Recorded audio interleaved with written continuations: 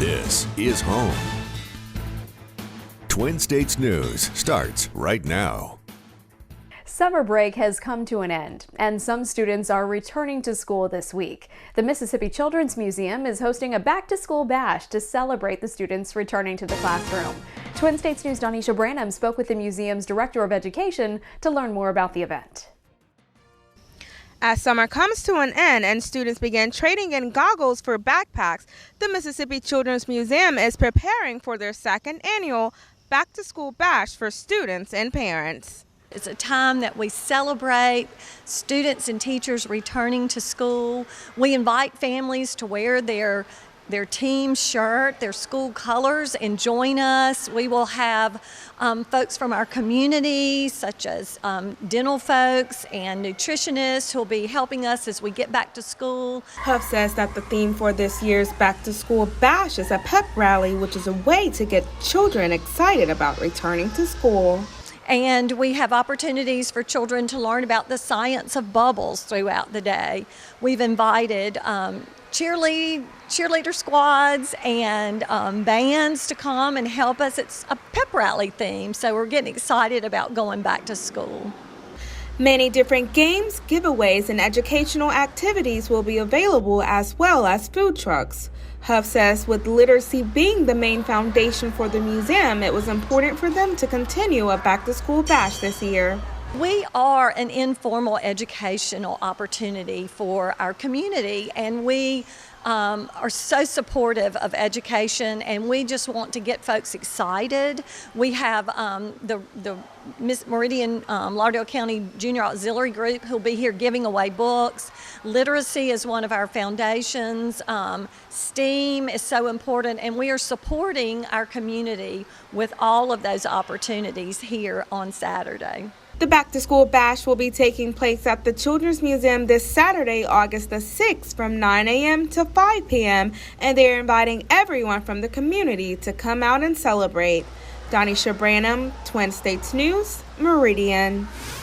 A Meridian man arrested and charged with 4 counts of sexual battery. 62-year-old James Calvin Fulgham was arrested this week, but was originally arrested for sexual battery back in November of 2020 and spent about a month in jail before bonding out. Investigators say Fulgham had inappropriate contact with 2 minors that were his girlfriend's children. Fulgham has been denied bond this time. Officials in Tallapoosa County, Alabama, investigating after a young girl was reportedly held captive and 2 bodies were found inside a suspect's home. That suspect, Jose Paulino Pascual Reyes, was reportedly arrested and charged with kidnapping after a 12-year-old girl was found wandering near a county road. According to court documents, the young girl was held captive by Reyes for about a week, tied to a bed and drugged. The girl reportedly escaped by chewing through the restraints. While on the property, investigators uncovered 2 decomposing bodies.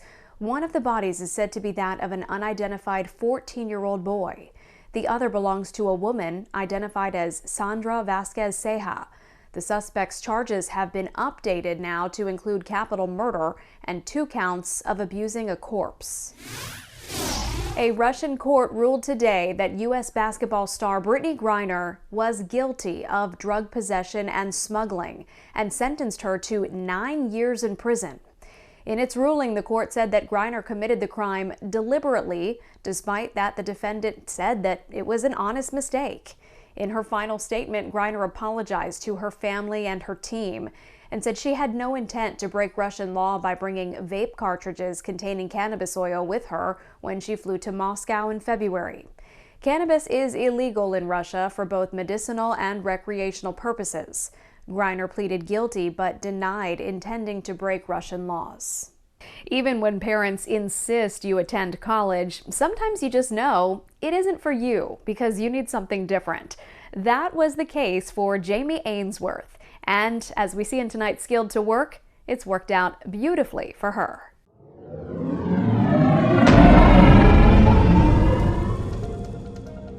Jamie Ainsworth owns Haven Salon in Meridian, but her original journey didn't have a course leading into that direction. First, she had to take control and make her own path. Well, I always knew that I wanted to be a stylist. That was just something that I knew that I wanted, but my parents wanted me to go to college, and so I did do that for a while. And I liked it, but it wasn't what I wanted to do. This is what I wanted to do. So shortly into college, I transitioned into trade school, and I went to Final Touch Beauty School here in Meridian, and that was 18 years ago.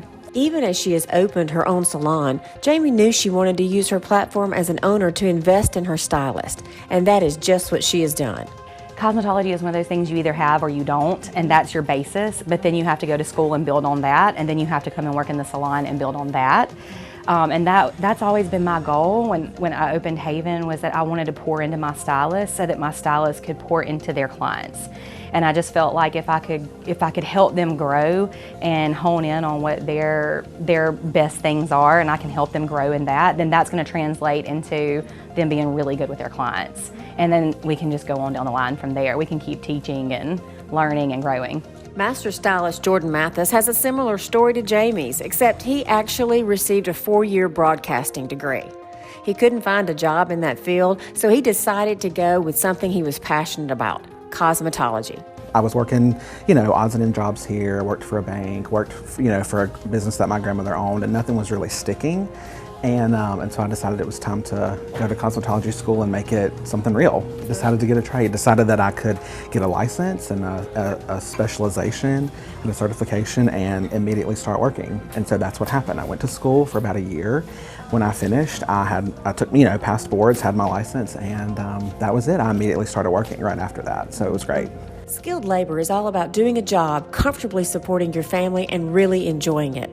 According to Jamie, that's just how it is. I love that I get to help support my family by doing something that I love. I think that's super rare, and I think that, a lot of times we push kids to figure out what they want to do when they're 18 and college, and I think that's great for so many kids, but I also think that there's a demographic of kids out there that they want to work with their hands and lay their head down at night and know that they did an honest, hard day's work, and that's okay too. And so I think it's a really good option for people who are artsy, and they have that thing that you want to find in a hairdresser, but they have a work ethic too, and I think it can be great for those kids. I would say if you were 18 years old and you felt like you wanted to do hair but you weren't 100% sure, it'd be awesome to just visit a salon and sit in and just talk to people doing hair and just see what they're doing, see how they interact with their clients, ask them questions. We don't mind if people come and visit and shadow and ask us 100 questions, and that way you kind of know,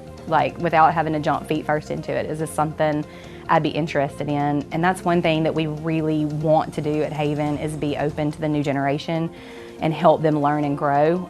We don't want to just throw them out there, sink or swim. We want to be there for them to help them grow and build their business. Skilled to Work is a Twin States news initiative brought to you by our community partners.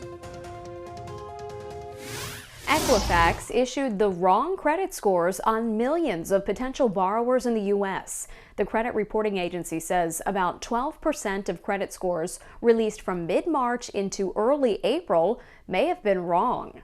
It sent lenders inaccurate scores on people applying for loans and credit cards. In some cases, the error was 20 points off. This affected interest rates for potential borrowers or caused applications to be denied. Equifax says a coding issue is to blame, and it has since been fixed. The Atlas V rocket lifted off on Thursday morning from Cape Canaveral Space Force Station in Florida. The rocket carrying the 6th and final missile-detecting satellite for the U.S. Space Force being sent into geosynchronous orbit. The satellite is joining 5 others already in orbit, completing a ballistic missile tracking constellation about 22,000 miles above Earth. Their purpose? To detect threats around the globe. The satellite was originally designed by Lockheed Martin. Still ahead, we have your complete forecast. Plus, love to travel, but hate thinking about the environmental impacts of flying. I'm Ashley Strohmeyer with a look at jet fuel made from the sun that's promising to make airplanes carbon neutral. That's coming up. Here's Regional News Director Randy Swan with tonight's Swan Song. Score a major victory for the United States Supreme Court. The High Court, in particular 5 conservative justices, has been under fire for its recent ruling on Roe v. Wade. The court has been attacked for its perceived anti-abortion stance. Justices have been threatened, boycotted, you name it. Well, guess what? The court ruling on Roe v. Wade proves that democracy still works. The Roe v. Wade ruling did not ban abortions. It simply returned the decision-making process over to the states and to the people. And just this week, voters in the state of Kansas rejected a proposed constitutional amendment to give its legislature the power to restrict abortions. Kansas, a heavily Republican state that hasn't voted for a Democratic president since 1964. This is the first test of Roe v. Wade, and I'm sure there will be others in November. Mississippi's legislature, on the other hand, has voted to ban abortions. But the bottom line is this: whether you are pro-life or pro-choice, the Supreme Court got it right. Let the people decide. I'm Randy Swan, and this is my Swan Song. Twin States News invites you to share your opinion on Facebook or send us your comments to twinstates.news.